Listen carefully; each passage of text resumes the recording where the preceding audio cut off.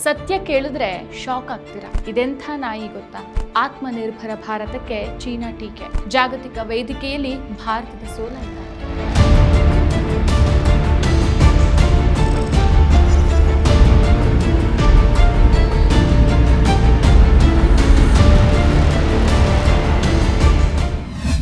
ನಮಸ್ಕಾರ, ಈ ದಿನಕ್ಕೆ ಸ್ವಾಗತ. ನಾನು ಶ್ರೀಯಂ ಪವಿತ್ರ. ರಾಜಧಾನಿ ದೆಹಲಿಯಲ್ಲಿ ನಡೀತಾ ಇರುವಂತಹ AI ಇಂಪ್ಯಾಕ್ಟ್ ಶೃಂಗಸಭೆ 2026ರಲ್ಲಿ ಗಲ್ಗೋಟಿಯ ವಿಶ್ವವಿದ್ಯಾಲಯ ಸಾಕಷ್ಟು ಚರ್ಚೆಗೆ ಗ್ರಾಸ ಆಗಿದೆ.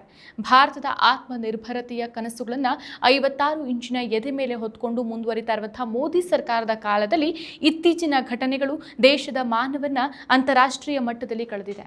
ದೆಹಲಿಯಲ್ಲಿ ನಡೆದ ಇಂಡಿಯಾ AI ಇಂಪ್ಯಾಕ್ಟ್ ಸಮಿಟ್ 2026ರಲ್ಲಿ ಗಲ್ಗೋಟಿಯಾಸ್ ವಿಶ್ವವಿದ್ಯಾಲಯದ ಪ್ರಾಧ್ಯಾಪಕರು ಚೀನಾ ತಯಾರಿಸಿದ ರೋಬೋಟ್ ನಾಯಿಯನ್ನ ತಮ್ಮ ಸಂಶೋಧನೆಯ ಉತ್ಪನ್ನ ಅಂತ ಹೇಳಿ ಭಾರತದ ಮುಖಕ್ಕೆ ಕಪ್ಪು ಮಸಿಯನ್ನು ಬಳಿದಿದ್ದಾರೆ. ಕೊರೋನಾ ಕಾಲದಲ್ಲಿ ಗಂಟೆ ಬಾರಿಸಿ ವೈರಸ್ ಹೋಗಲಾಡಿಸಿ ಅಂತ ಹೇಳಿದವರೇ ಈಗ ಚೀನಿ ಉತ್ಪನ್ನಗಳನ್ನು ತಮ್ಮದು ಅಂತ ಹೇಳ್ಕೊಂಡು ಅವಮಾನಕ್ಕೆ ಒಳಗಾಗಿರೋದು. ಹಾಗಾದ್ರೆ ಏನಿದು ರೋಬೋಡಾಗ್ ಅಂತ ನೋಡೋದಾದ್ರೆ, ಶ್ವಾನಾಕೃತಿಯಲ್ಲಿರುವಂತಹ ಈ ರೋಬೋಡಾಗ್ ನಡೆಯೋದು, ಓಡೋದು, ಜಿಗಿಯೋದು, ಕುಣಿಯೋದು, ಬಿದ್ದು ಏಳೋದು ಇತ್ಯಾದಿಗಳನ್ನು ಮಾಡುತ್ತೆ. ಇದನ್ನು ಕೋಡ್ಗಳ ಮೂಲಕ ನಿಯಂತ್ರಿಸಲಾಗುತ್ತೆ. ವಿದ್ಯಾರ್ಥಿಗಳಿಗೆ ಕೋಡಿಂಗ್ ಕಲಿಸೋಕೆ ಮತ್ತು ಅದರ ಪ್ರಯೋಗ ನಡೆಸೋಕೆ ಡಾಗ್ ರೋಬೋ ಬಳಕೆ ಆಗುತ್ತೆ. ಉಳಿದಂತೆ ಈ ರೋಬೋ ಡಾಗ್ ಅನ್ನು ಶೋಧ ಕಾರ್ಯ, ರಕ್ಷಣೆ ಇತ್ಯಾದಿ ಕೆಲಸಗಳಲ್ಲಿ ಬಳಸಲಾಗುತ್ತೆ. ಗೃಹಲಕ್ಷ್ಮಿ ಯೋಜನೆಯಡಿ ರಾಜ್ಯದ 1,24,00,000 ಯಜಮಾನಿಯರ ಖಾತೆಗೆ ಪ್ರತಿ ತಿಂಗಳು 2,000 ರೂಪಾಯಿ ನೇರವಾಗಿ ಜಮೆಯಾಗುತ್ತಿದೆ. ಇದು ಮಗುವಿನ ಶಿಕ್ಷಣಕ್ಕೆ ನೆರವು, ಅನಾರೋಗ್ಯದ ಸಮಯದಲ್ಲಿ ಆಪದ್ಬಾಂಧವ, ಗೃಹಿಣಿಯರ ಕೈಗೆ ಸಿಕ್ಕ ನಿಜ ಆರ್ಥಿಕ ಸ್ವಾತಂತ್ರ್ಯ. ನಾವು ನುಡಿದಂತೆ ನಡೆದಿದ್ದೇವೆ, ನಿಮ್ಮ ಪ್ರೀತಿ ವಿಶ್ವಾಸವನ್ನ ಉಳಿಸಿಕೊಂಡಿದ್ದೇವೆ. ಗ್ಯಾರಂಟಿ ಸರ್ಕಾರಕ್ಕೆ 1000 ದಿನಗಳು, ನನಸಾಗಿದೆ ಕೋಟಿ ಕನಸುಗಳು. ಫೆಬ್ರವರಿ 2026ರಲ್ಲಿ ದೆಹಲಿಯಲ್ಲಿ ನಡೆದಂಥ ಇಂಡಿಯಾ AI ಇಂಪ್ಯಾಕ್ಟ್ ಸಮಿಟ್ ಭಾರತದ AI ತಂತ್ರಜ್ಞಾನದ ಭವಿಷ್ಯವನ್ನು ಪ್ರದರ್ಶಿಸುವಂಥ ಉದ್ದೇಶದಿಂದ ಆಯೋಜಿಸಲಾಗಿತ್ತು. ಆದರೆ ಗಲ್ಗೋಟಿಯಾಸ್ ವಿಶ್ವವಿದ್ಯಾಲಯದ ಪ್ರಾಧ್ಯಾಪಕಿಯೊಬ್ಬರು ಓರಿಯನ್ ಅನ್ನೋ ರೋಬೋಟ್ ನಾಯಿಯನ್ನು ಪ್ರದರ್ಶಿಸಿ ಇದು ನಮ್ಮ ವಿಶ್ವವಿದ್ಯಾಲಯದ ವಿದ್ಯಾರ್ಥಿಗಳು ಮತ್ತು ಪ್ರಾಧ್ಯಾಪಕರು ಅಭಿವೃದ್ಧಿಪಡಿಸಿದ್ದು ಅಂತ TV ಸಂದರ್ಶನಗಳಲ್ಲಿ ಹೇಳಿಕೆ ಕೊಟ್ಟಿದ್ರು. ಆದರೆ ಸತ್ಯ ಬೇರೆನೇ ಇತ್ತು. ಇದು ಚೀನಾದ ಯುನಿಟ್ರಿ ಕಂಪನಿಯ GO2 ಮಾದರಿಯ ರೋಬೋಟ್ ನಾಯಿ. ಇದು ಎಲ್ಲ ಕಡೆಯಲ್ಲೂ ಲಭ್ಯ ಇರುವಂಥ ಉತ್ಪನ್ನ. ಇದು ವಿವಾದ ಆಗ್ತಾ ಇದ್ದಂತೆ ವಿವಿಯನ್ನ ಪ್ರದರ್ಶನ ಕೇಂದ್ರದಿಂದ ಹೊರದಬ್ಬಲಾಗಿದೆ. ಬಳಿಕ AI ಶೃಂಗದಲ್ಲಿ ಯಾವುದೇ ಪ್ರದರ್ಶಕರು ತಮ್ಮದಲ್ಲದ ವಸ್ತುಗಳನ್ನು ಪ್ರದರ್ಶಿಸೋದನ್ನ ಸರ್ಕಾರ ನಿರ್ಬಂಧಿಸಿದೆ.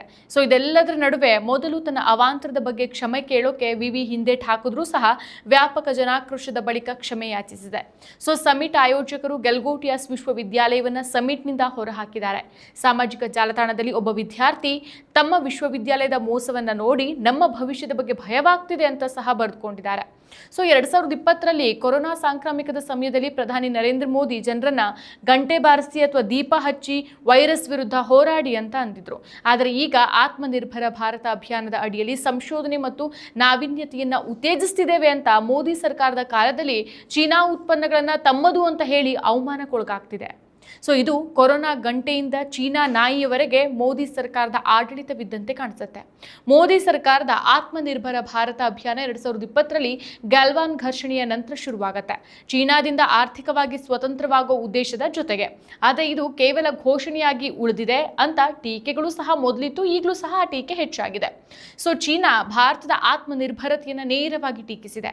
2025ರಲ್ಲಿ ಚೀನಾ ಅಪರೂಪದ ಖನಿಜಗಳ ಮೇಲೆ ರಫ್ತು ನಿಯಂತ್ರಣಗಳನ್ನು ವಿಧಿಸಿತ್ತು. ಇದು ಭಾರತದ ಎಲೆಕ್ಟ್ರಾನಿಕ್ಸ್ ಮತ್ತು ಸೌರ ಫಲಕ ಉದ್ಯಮಗಳ ಮೇಲೆ ಪರಿಣಾಮ ಬೀರಿತು. ಚೀನಾ 90% ಅಪರೂಪದ ಖನಿಜಗಳ ಸಂಸ್ಕರಣೆಯನ್ನ ನಿಯಂತ್ರಿಸ್ತಾ ಇದೆ ಮತ್ತು ಇದು ಭಾರತದ ಆಮದುಗಳನ್ನು ಹೆಚ್ಚಿಸಿದೆ. ಮೋದಿ 2020ರಲ್ಲಿ ಚೀನಾಗೆ ಬಹಿಷ್ಕಾರ ಅಂತ ಹೇಳಿದ್ರು. 2026ರಲ್ಲಿ ಅಲಿಬಾಬಾ ಜೊತೆಗೆ ಪಾಲುದಾರಿಕೆಯನ್ನು ಮಾಡ್ತಿದ್ದಾರೆ. ಚೀನಾದ ಮಾಧ್ಯಮಗಳು ಭಾರತದ ಆರ್ಥಿಕ ನೀತಿಗಳನ್ನು ಹುಸಿ ಸ್ವತಂತ್ರತೆ ಅಂತ ಕರೆದಿದೆ. ಭಾರತ ಇನ್ನೂ ಚೀನಾ ಆಮದುಗಳ ಮೇಲೆ ಅವಲಂಬಿತವಾಗಿದೆ ಅಂತ ಅವರೇ ಹೇಳ್ತಾರೆ. ಅದು ಸತ್ಯ ಕೂಡ. ಗಲ್ವಾನ್ ಘರ್ಷಣೆ ನಂತರ ಭಾರತ ಚೀನಾ ಹೂಡಿಕೆಗಳನ್ನು ನಿರ್ಬಂಧಿಸುತ್ತೆ. ಆದರೆ ಇದು ಭಾರತದ ಉತ್ಪಾದನೆಯನ್ನ ಕಡಿಮೆ ಮಾಡಿದೆ. ಚೀನಾ ತಂತ್ರಜ್ಞಾನ ಮತ್ತು ಹೂಡಿಕೆಯಲ್ಲಿ ಮುಂದಿದ್ದು ಇದು ಭಾರತದ ಮಾನವನ ಅಂತಾರಾಷ್ಟ್ರೀಯ ಮಟ್ಟದಲ್ಲಿ ಹರಾಜು ಹಾಕದಂತೆಯೇ ಆಗಿದೆ. ಈ ಬಗ್ಗೆ ವಿರೋಧ ಪಕ್ಷಗಳು ಸಹ ತಮ್ಮ ಟೀಕೆಯನ್ನು ವ್ಯಕ್ತಪಡಿಸಿದೆ. ತೃಣಮೂಲ ಕಾಂಗ್ರೆಸ್ ಸಂಸದೆ ಮಹುವಾ ಮೊಯಿತ್ರಾ ರೈಲ್ವೆ ಮತ್ತು ಮಾಹಿತಿ ಪ್ರಸಾರ ಖಾತೆ ಸಚಿವ ಅಶ್ವಿನಿ ವೈಷ್ಣವ್ ಅವರ ಮೇಲೆ ತೀವ್ರ ವಾಗ್ದಾಳಿ ನಡೆಸಿದ್ದಾರೆ. ಸಚಿವರು ಈ ಹಿಂದೆ ಪ್ರದರ್ಶನವನ್ನ ಹೊಗಳಿದ್ದ ಪೋಸ್ಟ್ ಅನ್ನು ಈಗ ಡಿಲೀಟ್ ಮಾಡಿದ್ದಾರೆ. ಟ್ವೀಟ್ಗಳನ್ನು ಅಳಿಸೋದ್ರಿಂದ ವಾಸ್ತವ ಬದಲಾಗೋದಿಲ್ಲ. ನೀವು ಭಾರತವನ್ನ ನಗೆಪಾಟಲಿಗೆ ಈಡು ಮಾಡಿದಿರಿ. ನಿಮ್ಮ ಕೆಲಸ ಮಾಡೋಕ್ಕೆ ಸಾಧ್ಯ ಇಲ್ಲ ಅಂತಂದರೆ ಕುರ್ಚಿಯನ್ನು ತ್ಯಜಿಸಿ ಬಹುಶಃ ಗೆಲ್ಗೋಟಿಯಾದಲ್ಲಿ ನೀವು ಪ್ರಾಧ್ಯಾಪಕರಾಗಿ ಸೇರ್ಬಹುದಾ ಅಂತ ವ್ಯಂಗ್ಯವಾಡಿದ್ದಾರೆ. ಇನ್ನು ಸಿಪಿಐಎಂ ರಾಜ್ಯಸಭಾ ಸಂಸದ ಜಾನ್ ಬಿಟ್ರಾಸ್ ಅವರು ವಿಶ್ವವಿದ್ಯಾಲಯ ಮತ್ತು ಬಿಜೆಪಿ ನಾಯಕರ ನಡುವೆ ನಿಕಟ ಸಂಪರ್ಕ ಇದೆ ಅಂತ ಆರೋಪಿಸಿದರು. ಇನ್ನು ಶಿವಸೇನೆ ಯುಬಿಟಿ ನಾಯಕಿ ಪ್ರಿಯಾಂಕಾ ಚತುರ್ವೇದಿ ಈ ಪ್ರಸಂಗವನ್ನು ಹಾನಿಕಾರಕ ಅಂತ ಬಣ್ಣಿಸಿದ್ದಾರೆ.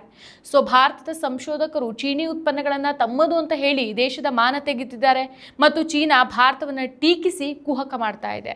ಇದು ಕೇವಲ ಒಂದು ಸಮಿಟ್ನ ಘಟನೆಯಲ್ಲ, ಇದು ಭಾರತದ ಶಿಕ್ಷಣ, ಸಂಶೋಧನೆ ಮತ್ತು ಆರ್ಥಿಕ ನೀತಿಗಳ ವೈಫಲ್ಯದ ಸಂಕೇತ.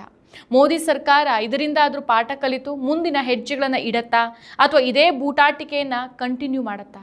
ಕಾದು ನೋಡೋಣ.